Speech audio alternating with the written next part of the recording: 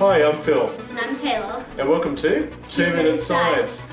All fire is not created equal. If you apply a little chemistry and know-how, you can make a fireball cool enough to hold in your hand. Let us show you how it's done, and then you can try the simple experiment yourself.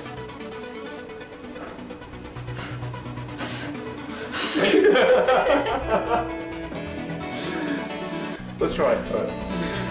The chemistry trick behind the Handheld Fireballs. The fireballs are extremely easy to make, but you need a special flame to avoid getting burned. The fireball must be made of a material that won't catch fire at low temperatures. Cotton or wool work best, like an old piece of cotton t-shirt, but avoid anything like polyester or some of those synthetic fabrics because they tend to melt. You'll also need a fuel that produces a flame that will be cool enough to touch. So if you use like a common lighter fluid, or you can use kerosene, that would be fine. Anything else other than that, if you try to use petrol or anything else, some shellite, something dodgy, it might result in a burn or an explosion or something bad. So just common lighter fluid or some kerosene works well in small amounts. Right, so how do you make a fireball? Make your fireball by rolling a small long strip of fabric that you've cut out into a tight ball. You can make a rough ball into a rough ball by using a cotton thread and stitch it together. Once you've got your ball ready, you apply some of the fuel to the fireball.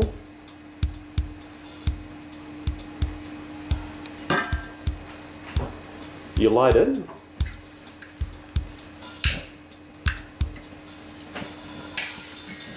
And you've got your fireball.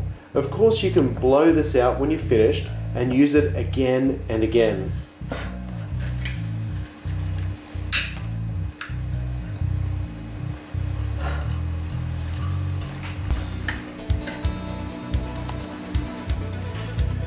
You may be wondering how to handle the fireball without getting burnt. The hottest part of the fireball is above the flame, so it's easiest to set the fireball alight when it's on your hand, or light the fireball on a fireproof surface and then pick it up. Remember, this is fire, so treat it with respect. Keep the fireball away from its fuel and any other flammable materials, and be sure that the flame is completely extinguished before you are finished. I hope you've enjoyed this fire chemistry project, and many thanks to About.com for the experiment.